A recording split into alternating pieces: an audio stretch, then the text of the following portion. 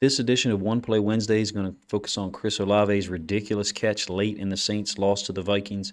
Saints had gone down and tied the game at 25 on a long field goal before the Vikings take the lead 28-25.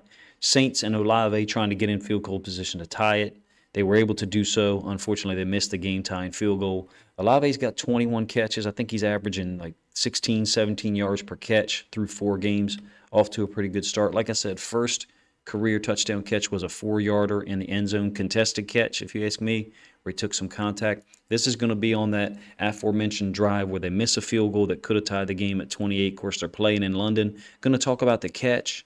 First of all, you got 2 guys injured on this play. Olave goes out after this play. He returns, I think 2 plays later, is targeted. The pass ends up incomplete. And I think Harrison Smith ends up out of the game completely. You get the Vikings in a really soft coverage.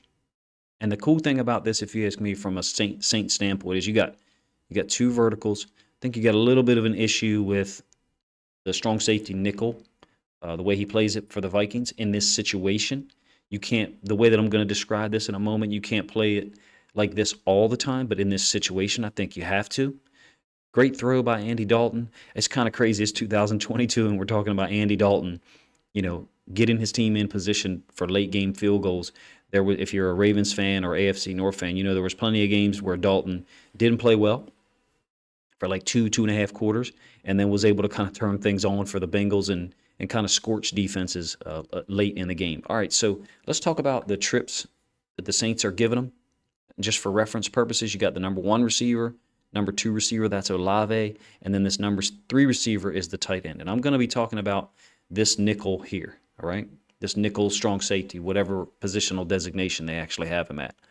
And I'm going to pause it right here. All right, so this is Olave. He's been allowed to cross this guy's face and run up the seam. Simultaneously, you have a vertical up here. Certainly looks like a cover 2.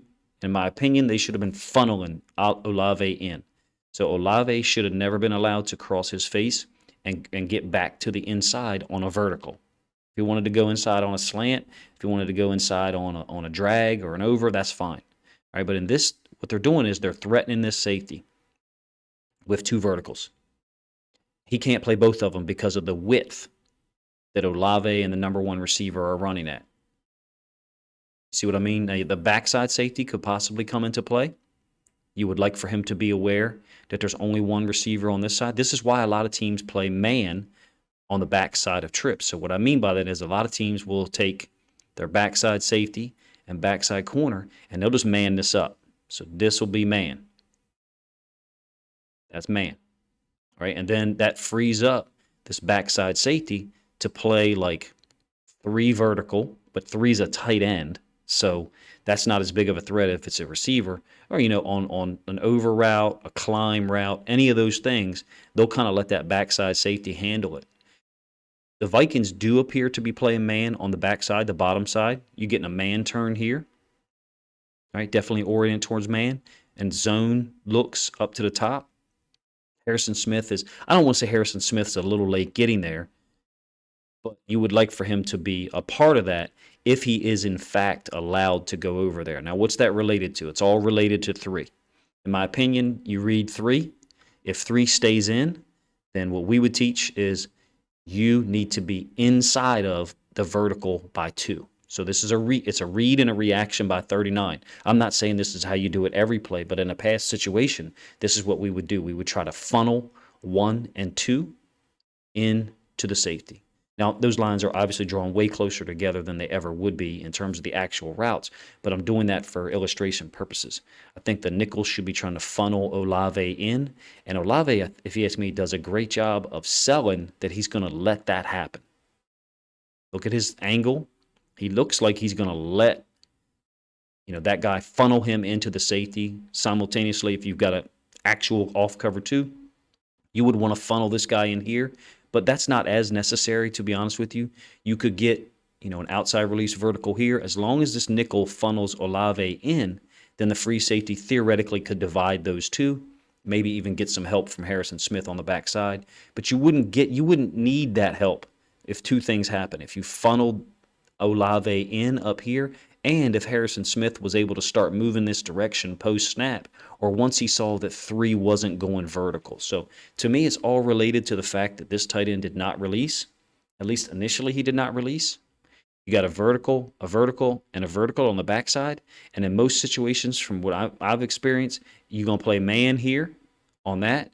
Try to funnel these two into each other as best you can. Use the backside safety to check read if 3 goes vertical on a climb, a seam, anything like that. You need that backside safety to help you out. In this case, I think the Vikings, a slight adjustment with 2 staying into block. There's no reason for him to be outside leverage. You've got an inside leverage linebacker, Kendricks, who's got first of all, he's got great pass drop skills. I'm not sure about the ball skills, but he's got great pass drop skills, and he's already inside leverage on Olave. So a little bit of a breakdown, if you ask me, of first of all, great, and second of all, great throw by Dalton. All right, great catch by Olave, who, if you ask me, is really balling early in the season, even though I think he only played 22 snaps against the Vikings. Let me know what you think of the breakdown, what you think of some of my thoughts about the Vikings coverage, Dalton's ability to execute the throw. Of course, he needed time and a clean pocket to get that off. So that tight end, that number 3 that I referred to in trips to the top side, him staying in the block, help provide the time for Dalton to do so. I'll be interested, and I'll try to check next week if the Vikings are in a similar situation at the end of a half or the end of a game, if the next team they play doesn't try to attack them with the same concept, and see if they can isolate that field side safety, that trip side safety, in the same manner with 2 verticals, and then catch one over the top. Appreciate you guys' time. Let me know what you think of One Play Wednesday and what you think of Chris Olave's play so far in 2022.